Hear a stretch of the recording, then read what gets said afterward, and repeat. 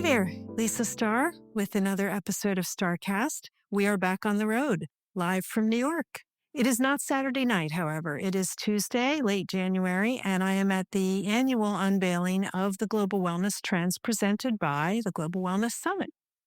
So there are about 160 journalists from all forms of media here today to hear the trends. The summit always releases 10 trends, and they are usually pretty futuristic, and they will pace us for the next year on how we do development and marketing in the wellness field. They speak to spa, fitness, and all manner of things that we use in our daily lives in the wellness industry.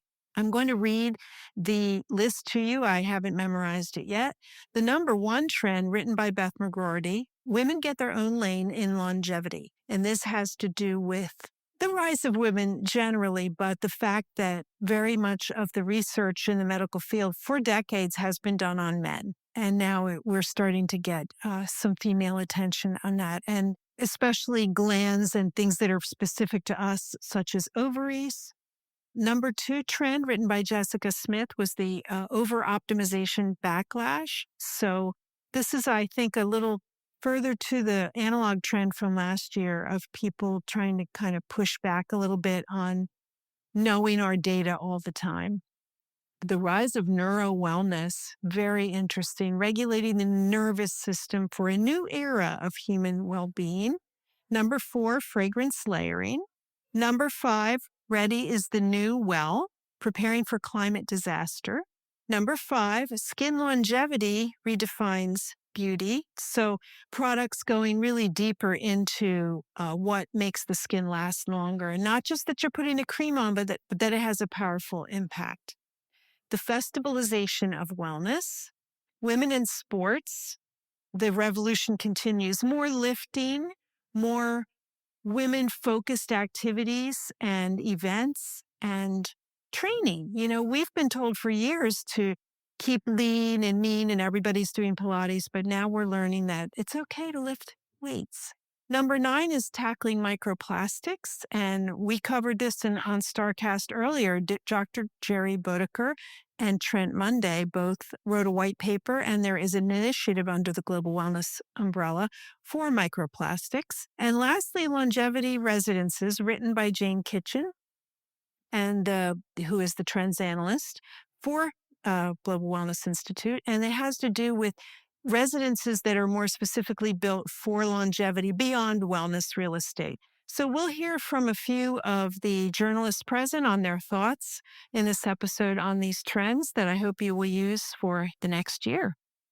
All right, so I'm here with Claire McCormick. Hi, Claire. Thanks for joining us. Thank you so much. Claire is the senior editor of the Beauty Independent and knows all things wellness. We've talked many times over the years about wellness. Lisa, you've been an amazing source for stories I've written over the years. Thank you so much. So here at the press event, we heard about 10 trends, one of which you wrote, and I will get to that in a minute. But what did you hear? What struck you about what you heard this morning? There were some interesting things. Of course, I love the women get their own lane in longevity. I think that having written about, let's say, the menopause and perimenopause for so many years, one of my chief complaints was that we're not, by talking about it so much, we called it menopause for so long. It was leaving women out in their 30s that these hormonal changes were happening to them, and they were not checking for it, because when they hear menopause, we think women in their 50s, right, women with gray hair. And so the women getting their own lane in longevity, to me, is a real expansion of that idea that this is something for women at all ages, that you can start looking into your biometrics way earlier than we currently are. And that is the path to real longevity, where we're not just living a long life, we're living a long life where we're mobile and conscious and really able to enjoy things. I think it comes as a surprise to many of us, myself included, when we learned just in recent few years that all the research on, well, everything medical has been done on men. Oh my gosh. You know, women were never the subjects, because I guess the thought was, well, we're humans, right? But newsflash, men are different than women. And they've just discovered that, wow, women's bodies don't respond the same way. Imagine. So What a thought. now it's wonderful to know that we're getting our own, specific research. Did anything else stand out to you that you heard? I haven't read the trend yet about fragrance layering, but this is something we've written a lot about at Beauty Independent, not just fragrance layering. The fragrance category is white hot right now. Really? Beauty, yes, like a lot of growth, a lot of investment. So it's interesting that they wrote about it, but also there is this whole tie-in with functional fragrances, it's basically aromatherapy, but instead of for your room, it's For you? a scents that you wear. And there's a big movement of also just beauty and skincare products that also have these neuroscience and mood benefits. So I'll be very interested to read that trend and see what they have to say about the impact of fragrance as a wellness category. Well, it does connect to your brain, right? We know that the limbic system is hardwired through our nose, through our olfactory system. And the way that you can walk into a room and smell something and think of your grandmother's house or an experience that you had. So it makes sense. But I love that they're adding it to products that we were already using to beautify ourselves in some way is just another added benefit, I guess. Yeah. And to make it personalized. So that's always key.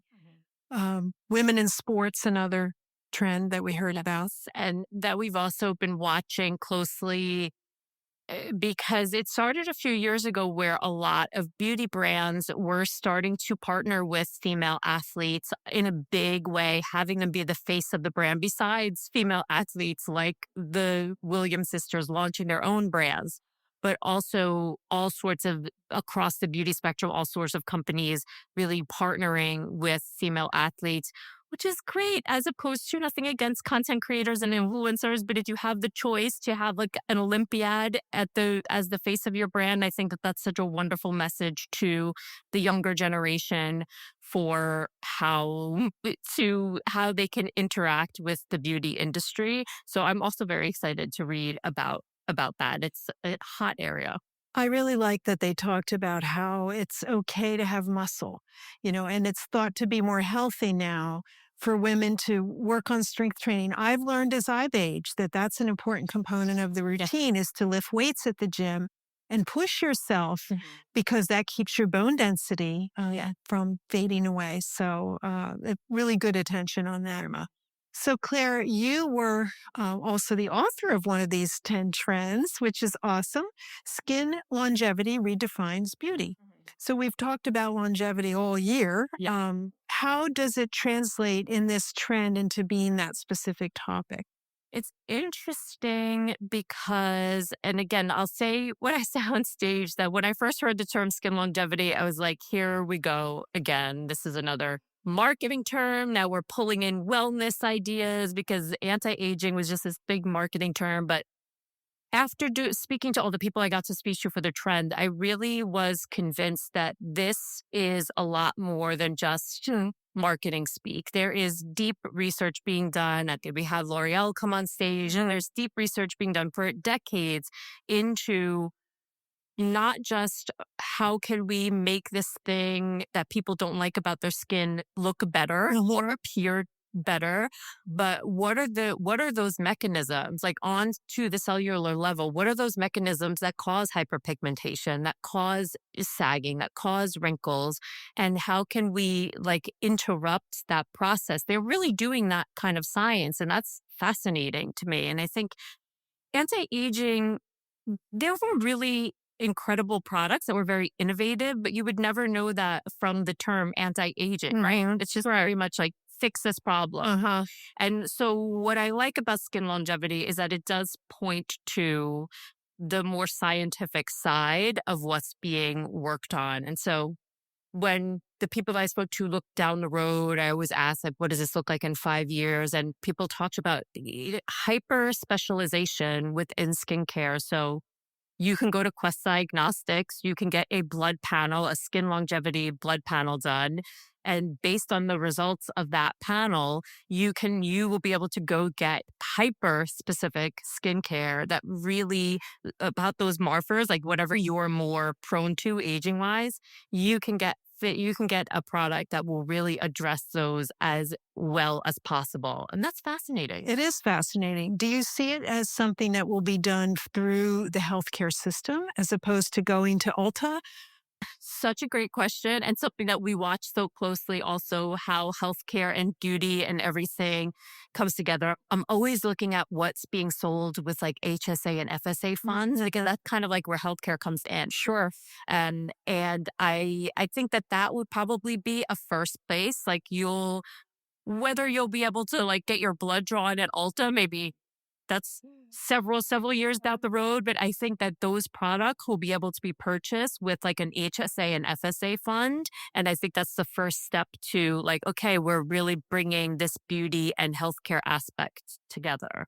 It was fascinating to hear Philip from L'Oreal. I forgot his last name.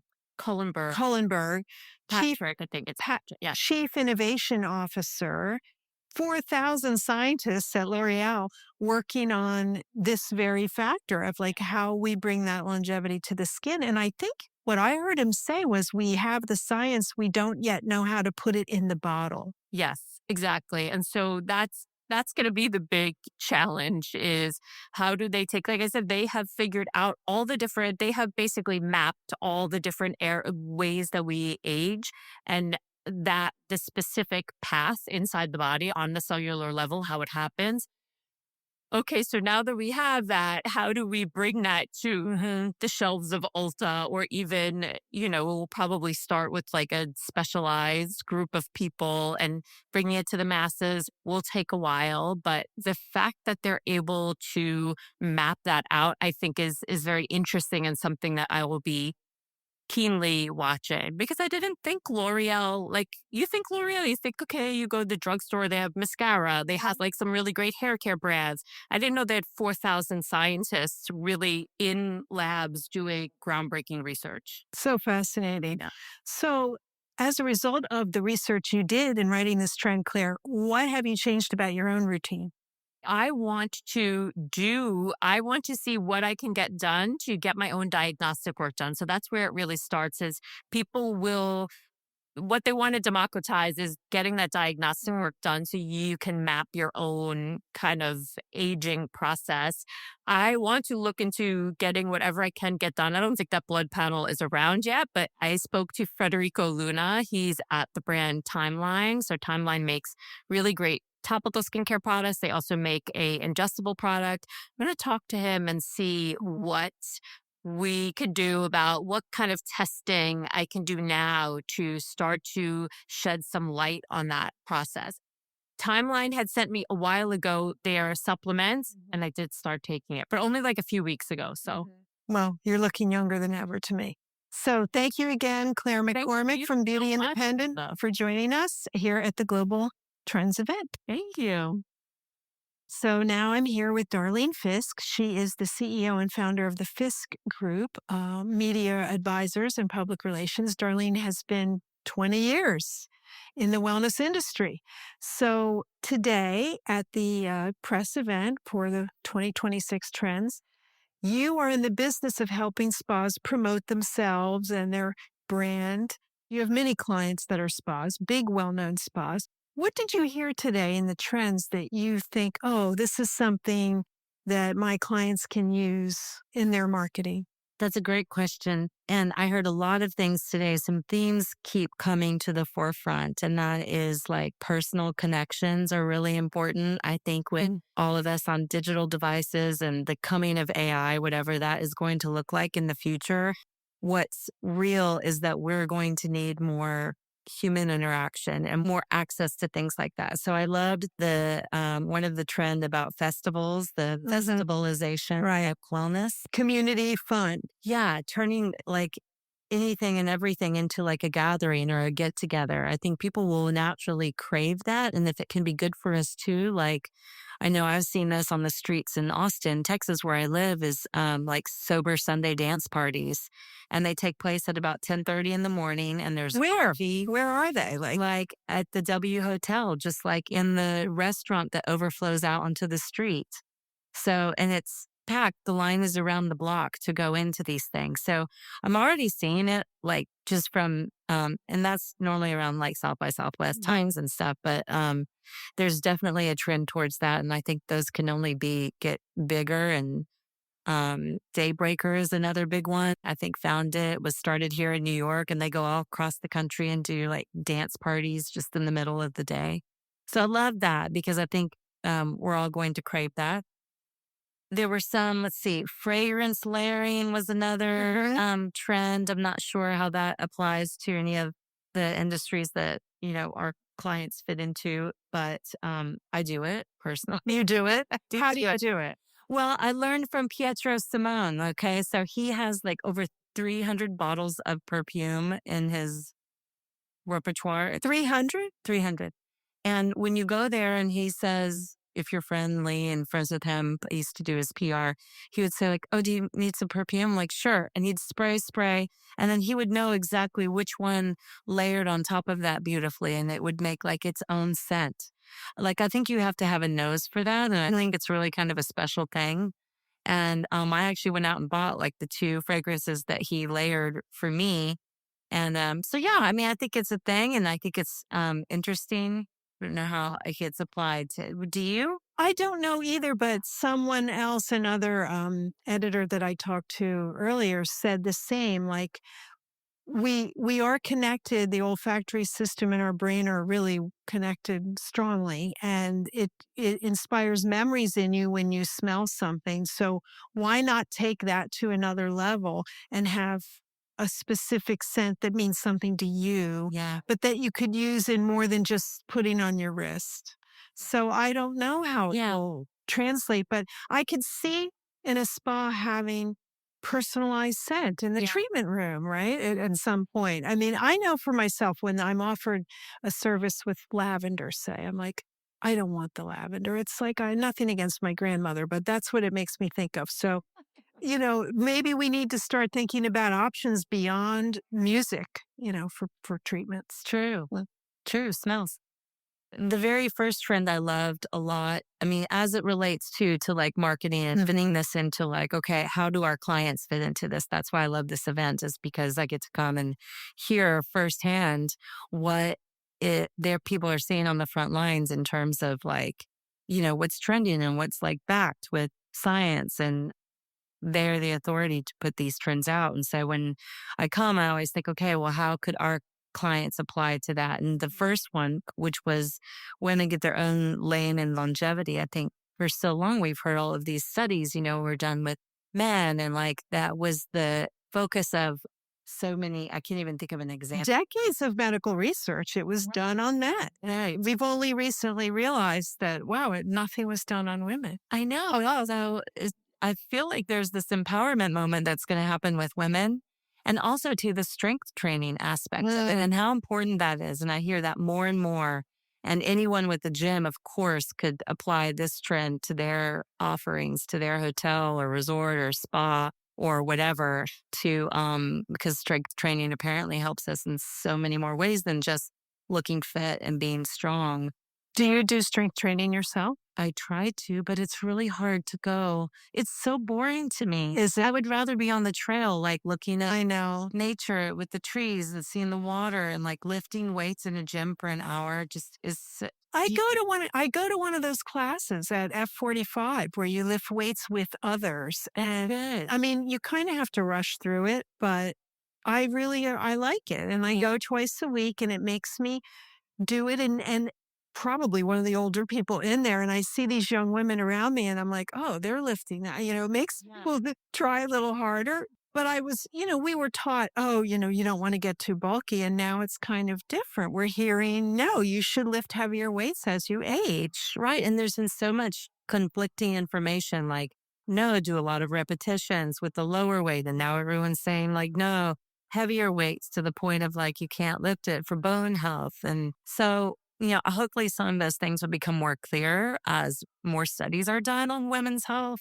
And the emphasis is on us. I can tell you this, I want to go to Parsley Health Clinic, whatever it is, where that is. Like, I'm sold, I want to go there. And like hearing that things like that are available to women is exciting. Let's talk about that Parsley Health. It wasn't a trend, but we had a speaker this morning from there. What that she said grabbed your attention? Just that they're focused on prevention. And I love that idea. Like, we want to find out what's wrong with you before you come to us and tell us that there's something wrong. So I want to live the longest life I can live.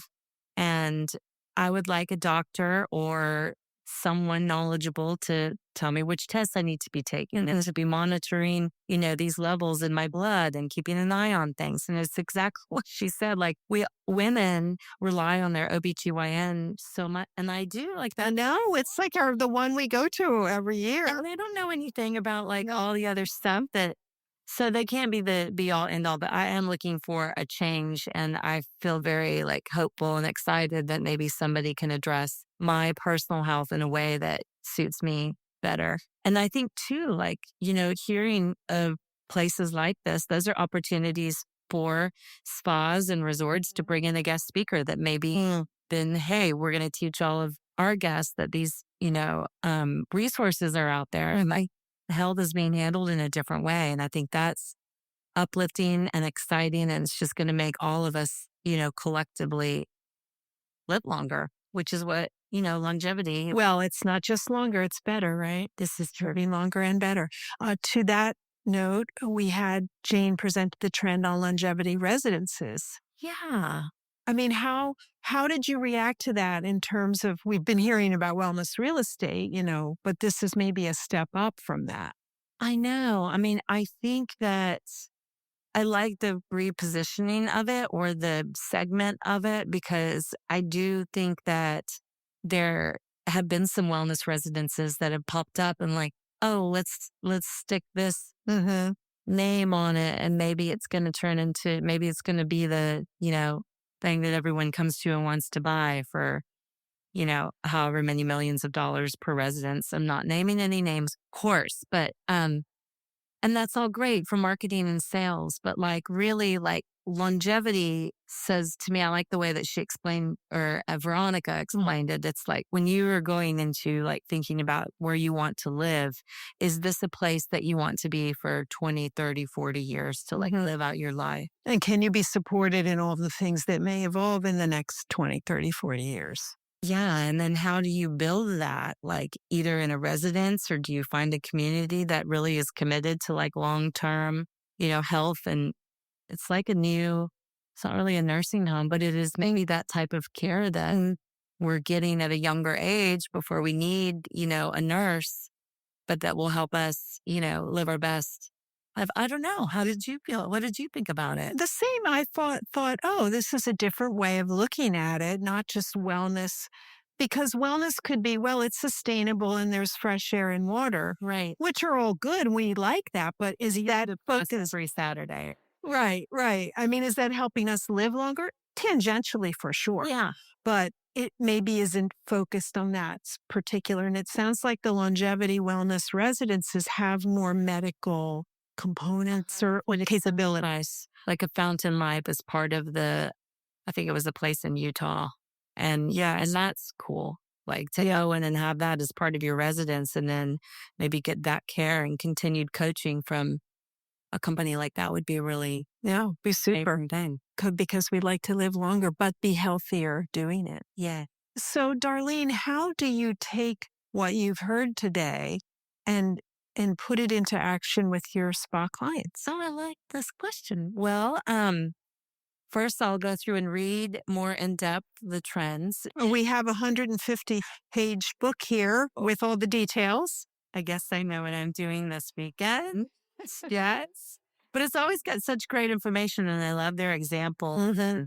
And so I'd probably go through here and then identify which ones maybe align with what we're doing at Palmaya in Mexico, or maybe, one of our other clients. And then probably like pull out some information and we could create a pitch around it. And we could say, we want to talk about, let's just say, for example, strength training. And the Global Wellness just released their trends. The number one trend is blank. And here's a big component of that is strength training. And here's how here are 5 places you can do that, in the United States, and like maybe highlight some places with great gyms or equipment or like a beautiful view or something like that. We would put together like a pitch around that. That's one very like elementary, but we use these in our pitching. It's very helpful.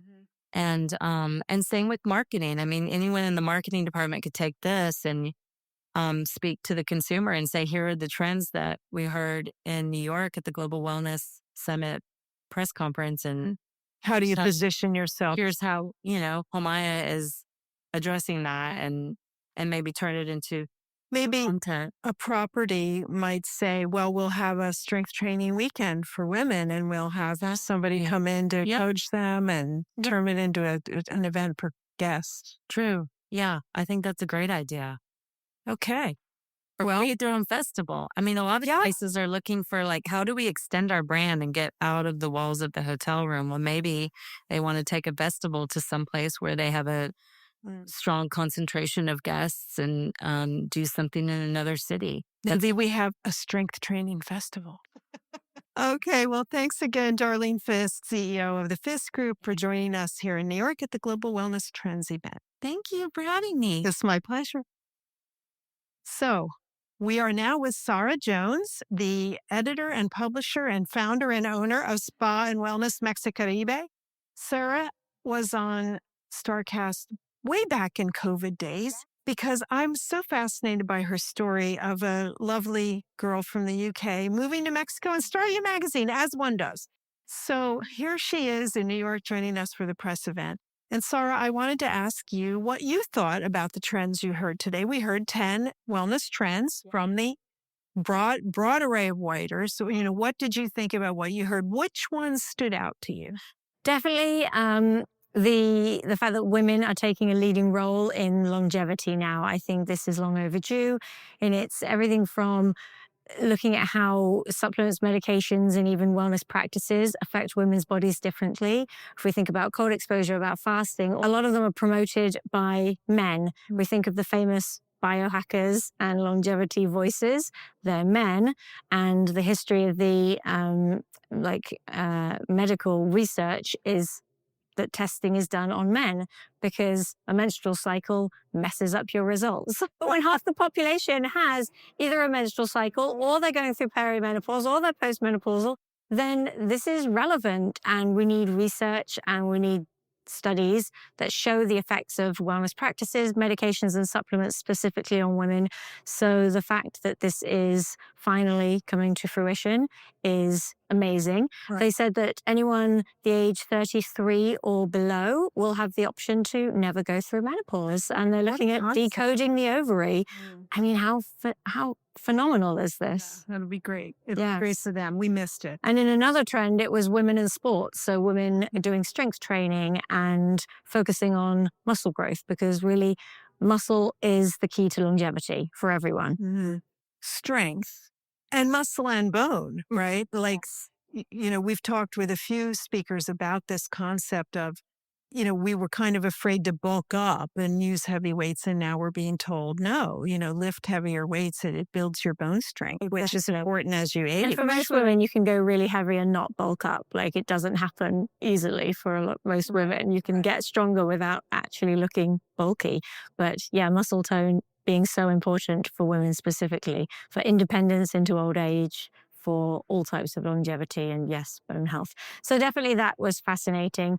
One that I think is a conversation long overdue and really a very worrying conversation, but important, is the microplastics trend. Mm-hmm. Because we've all known about microplastics probably around a decade now, but the fact that they are now showing that they are in all of the organs of the body, they are crossing the blood-brain barrier into the brain. They can be passed on to future generations. So a woman who has microplastics, which is everyone, can give birth and the baby is born with microplastics in their tissues, which is so scary. So looking at ways to reduce exposure and eliminate them from the body, which includes wellness practices like sauna use and various other wellness modalities. It would be great if the sauna use would burn them out of us, right? We sweat them out through sauna use, but it takes time, yes, but that can help. So that is fascinating and great that it's going to get some more media attention. Yes. I think also the festivalization of wellness is fantastic. I love this. As someone who is very much into fitness and community fitness, I'm part of a huge fitness group. It's on the beach. It's like 100 people working out together in PDC Fitness Club. Shout out. If you're ever in Playa del Carmen, come work out with us. We work out on the beach. We have a stadium workout and we do a run club. So working out with a group of people changes the entire experience to a communal experience, and it's about social wellness. And we have a coffee party with a DJ every Wednesday morning after we run, and we literally dance at 8:30, 8 o'clock in the morning on a Wednesday after we run, and we have events together. I mean, a lot of us have signed up for High Rocks that's coming to a town near us in Mexico, and all of these competitions and wellness festivals are so important for community. Joining half marathons and marathon races. And the more this happens, the more people will move towards wellness activities for social engagement rather than unhealthy activities such as drinking. To me, it's an offshoot of what we're seeing in sauna, right? Because people want to go to the bathhouse with their friends.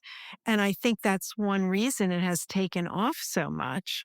And I also think, I'm sure you may feel this way, that when you have a community you exercise with, you feel more compelled to go. Definitely. And that you'll be missed if you're not there. I know for the gyms that I go to, if I take a certain class, I feel like, oh, I need to be there. Of course I don't. No one cares if I'm not there.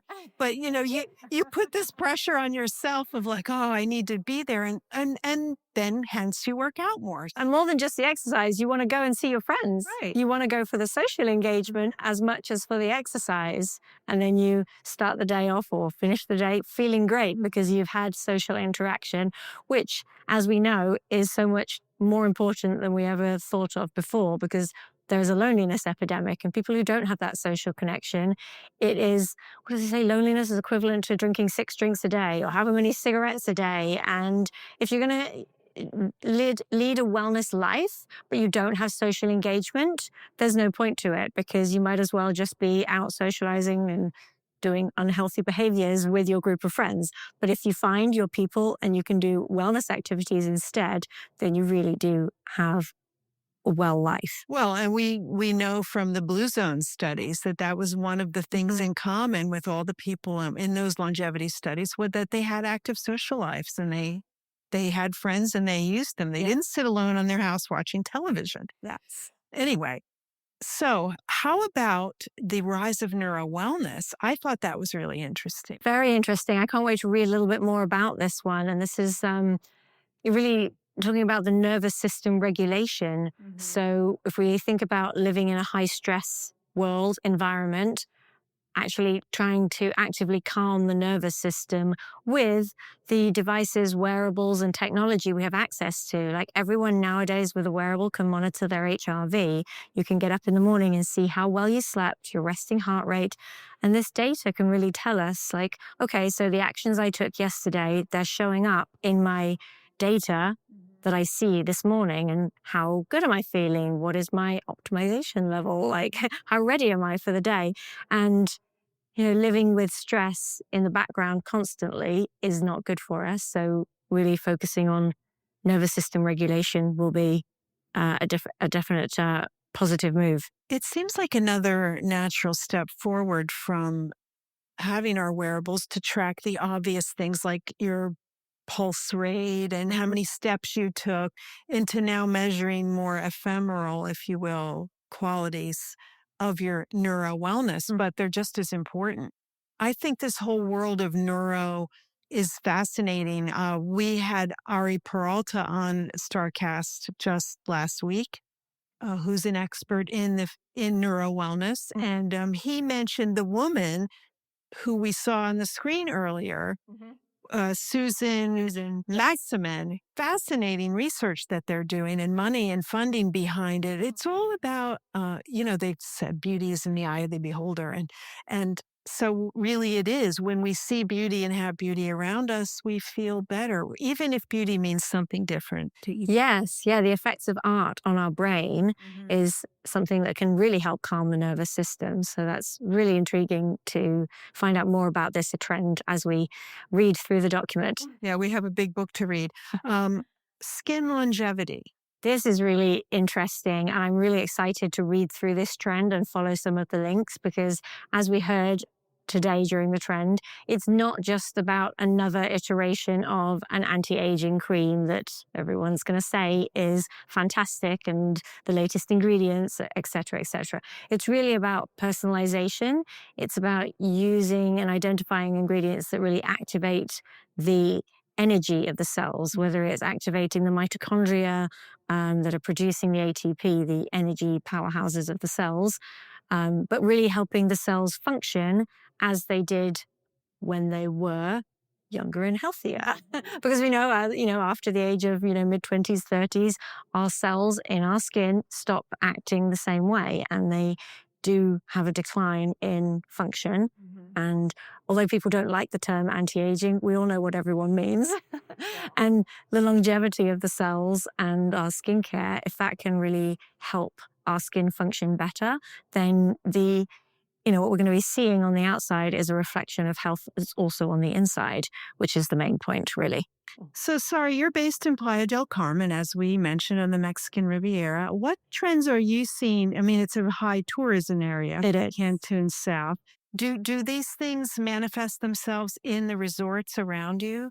Definitely, yes, but also in the community. We've now got longevity centers popping up in Playa del Carmen, in Cancun, in Tulum, with hyperbaric chambers, with IV drips, with red light therapy.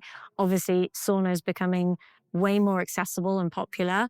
But even in the cities, in Monterrey, in Mexico City, and across Latin America, you've got these wellness facilities offering a lot of experiences and modalities to people. And in the resorts, yes, it's definitely something that is normally built in when they're first opening rather than added on once they are already open, because it's a big investment for a lot of the hydrotherapy facilities. But I mean, I was talking with some leaders in hospitality about when are we going to see cryotherapy chambers just built as part of a hydrotherapy. I mean, they're not that different in cost to a great sauna. And why shouldn't it be just part of the facility that's there for everyone to use? We don't necessarily think of making sure we have an ROI on a sauna in a hydrotherapy in a high-level spa. But we do think of the ROI when we think of putting a cryotherapy chamber in there. But when will that change? And it'll change at the top level first. So the real premium hospitality brands need to take the first step and just offer cryotherapy for all their guests at any time. Maybe you book, maybe you don't. It's only, a 3.5-minute session. You probably don't need to book. It's a great point you're raising because you're right. I mean, you have to pay for cryotherapy everywhere. You don't pay to go in the sauna. Not typically. If you're in a high-end resort, that's just there for you to use. Maybe it's because the sauna fits 20, 30 people and the cryo chamber typically doesn't. I mean, they are expensive. But it's a short turnaround time, so you can fit a lot of people in throughout the day.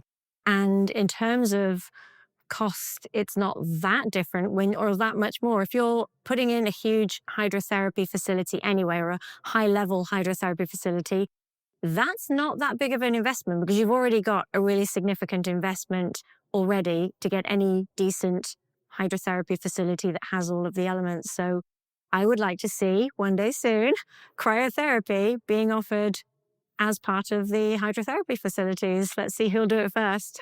Says the woman who goes on the beach every morning and takes a cold plunge. Not every job. Every Sunday. So, maybe the answer is the snow room. like the Techno Alpine Snow Room. We had Sarah Brenninger on StarrCast recently talking about how they're making a snow room that you walk into, and you can do that with friends. So maybe that will be the next thing. Definitely. Yes. You can also get bigger cryotherapy chambers where you can fit multiple people in. Sure. So, yes. And the contrast therapy, we know that's not a trend for this year, but it has been a previous trend and it's not going anywhere. Well, thank you, Sarah Jones, again for joining us and your great Thanks, Lisa. insights. Good to see you. Great to see you. Thanks. Jane Kitchen, Lisa Starr. thank you for joining us here on StarrCast. Jane is a media trends analyst now for the Global Wellness Institute or Summit. And Yes. Jane wrote a trend this year on longevity residences. So could you tell us a little bit about what that means? I mean, I imagine it means if I live somewhere, I'll live longer. In theory, yes. So the title of my trend is Longevity Residences Health Span Finally Hits Home. And what it really is about, Lisa, is, we've been talking about wellness real estate for years now. I think it was 2018 when the Global Wellness Institute first kind of identified it as a category. We hosted Wellness Real Estate Symposium every year. It's and it is the biggest, fastest growing sector of the wellness economy. The residency part. Yes, exactly. Wellness real estate is just, growing faster than any other sector. So what we're seeing though this year is that there's kind of this new subsector of underneath that wellness real estate, wellness architecture umbrella, a new subsector of these longevity residences. Most of these places are not built yet. They're all in development, right? So they're just concepts, they're ideas. I mean, they're getting built, they're getting made. They've got some massive backing behind them. But you have places like The Estate, that's Sam Mazarian's company, and they're building, it's combination residences and hotels, but there's definitely a residential component around it. They've got really ambitious plans to build, I think it's 15 locations by 2030. That's 5 years from now. Yeah, exactly. So they're building in St. Kitts in Switzerland, the US, the UK. I think they're building like an island in the UK. Anyway, they're creating this whole kind of longevity infrastructure within the residential components so that you will have kind of advanced diagnostics, medical testing, access to all these kinds of biohacking, all the things that we're talking about in the longevity world, you'll have access to in your home or within your home environment. So are these more souped up versions of the wellness residences we've been seeing? I mean, yes, in a lot of ways. So it builds, I think these longevity residences, they build on the shoulders of wellness architecture, right? So you still have all the kinds of things that we're used to talking about in wellness architecture, circadian lighting and, biophilic design, air filtration, all that kind of stuff. But then they take it a step further. And it's not just The Estate. I mean, there's examples in the report that we have from kind of all over the world. There's an incredible place that's being built in Melbourne that has a whole, it's a multi-billion-dollar development, but with a whole like anti-aging clinic. But it has this whole dome around it. Like a bubble, like you live in a bubble? Oh, yeah, but it's huge. Anyway, worth looking up and looking into that. But yeah, cool. Elysium Fields. Oh, in I Melbourne. did see that in Spa Business Magazine. Yeah, no, it's really cool. And I think there are some developments that are probably using the word longevity just as a kind of marketing thing, as opposed to like really adding real value and additional things. But there's definitely, and then there are some that maybe aren't using that word specifically, but still seem to fit that kind of concept. Like what Shaw is doing in the UAE with this whole island that they're building, they're calling it wellness real estate. But they're building it with a Shaw medical wellness clinic, which sort of fits with all that advanced diagnostics and things like that. So are you going to move to one of these places? If I could afford it, Lisa, maybe. Yeah, that's the next question, is how we make it affordable. But I mean, everything costs so much now. No matter what you're building, a drugstore, everything costs so much, then these things cost even more. Yeah. And finding the funding for what is considered unproven concepts must be difficult. I mean, I know people like Sam Nazarian, they probably have access to capital that not everyone does. I think there's so much money being poured into longevity at the moment. I mean, and part of that is, just the changing demographics of the world. Like we are all living longer. And so people are sort of saying, if I'm going to live to be 120, like what can I do now to make sure that I'm not in the same state as my mom at 80? Well, first of all, we have to save our money. And We're going to live. there's that whole side of things as well. So, Jane, that's wonderful info on the trend that you wrote and you researched, but you also have a role now as the media trends analyst for the organization, and you help to curate all of these 10 trends. And it's a lot of work. I know you start like tomorrow, right, on the list for next year. Could you tell us a little bit about what the process is like behind the scenes now that you're a member of the team? I mean, there's so much information and new technology, and how do you sift through it all to find the nuggets that become these trends? Yeah. I mean, it is a process, and it is a long process. We don't exactly start tomorrow. We do take a tiny break to just like relax a little bit and not think about trends for a month or two. But we do start quite early, and which is challenging because the trends are so long and in depth that people really need a long time to write them, right? So we have to start early. We have to stagger them.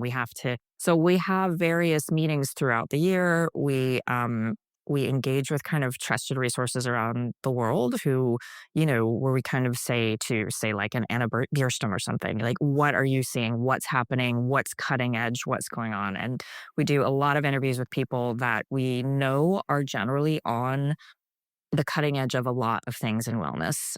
We have some pretty regular trends writers now, and we will often ask them, because a lot of them are not just trends writers, but they're like literally trends analysts in their 9 to 5 jobs, right? And so we will ask them, like, what are you seeing? What are you thinking about? What's interesting out there? And then we always, I think we always get inspiration from our events as well, some of the speakers who come to the events. So there will be something, potentially when we do our real estate event in May, there might be something that comes out of that, depending on how the conversation goes. There's usually something that comes out of the Global Wellness Summit as well. It was a bit challenging this year because the timing of it was so late, and then we have to turn this around quite quickly. So that's kind of just really talking to a lot of people. We also use like our Global Wellness Institute, the people who head up the different initiatives, who are experts in those different fields. We'll usually do some kind of white paper somewhere throughout the year. And so we look at, the microplastics trend that we did came out of that, because there was suddenly so much information that Jerry Bodeker had put together, and we're like, this is huge and the implications are huge for health. I had Jerry and Trent on StarrCast in September, and we talked about it, and it's scary when you listen to them. I went around my house afterwards, like looking at all the plastic that's touching my food and thinking, is this in my brain? Yeah. But you're presented with so much information. Do you as a team decide, what you and Beth will say, okay, these are going to be the 10 that we focus on? Yeah, I mean, there is a team effort, and we do spend a lot of time. We argue, like sometimes there's, and sometimes we lose battles.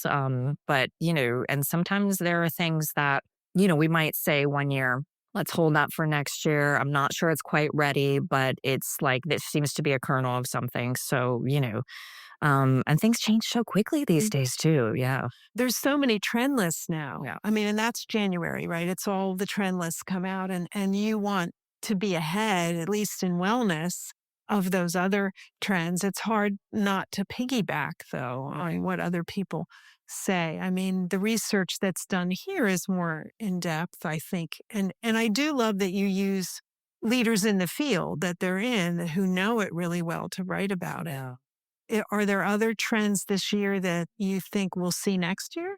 I can tell you that, Lisa. That would be spoiling. Just thought I'd try.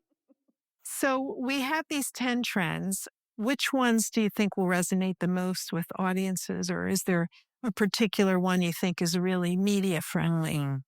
I mean, I think so. Beth's trend about women getting their own lane in longevity is just, I mean, it is so incredibly well researched. There's so much detail and there's so much to it and so much, information that is suddenly coming out like this year about ovaries and being the kind of the driver of female biology and not just reproductive organs. And, just this sense of like, there's a moment in the trend where it's like just talking to, various doctors studying this kind of ovarian health things. Like, we don't let any other organ die. Why did we think it was okay to like, why do we not fight this? Right. It would be like it's like saying like, oh, you have heart disease, like just go ahead and die. Right. Just let it go. So I think there's so much there and there is such a movement behind it. I really think it's having a moment. There's so much research, so many women doctors who are really kind of driving this. So I think that's really good to for the media. That will be interesting. The over-optimization backlash, which is, it's almost kind of more like a framing trend because it is this kind of huge cultural shift where, and it kind of it touches on a lot of the other trends, right? So it's just talking about how we're so tired of just like, I mean, I stay here with my, Right. As we're laden with our tracking devices. that it's just like, is it really doing us any good? Like past a certain point?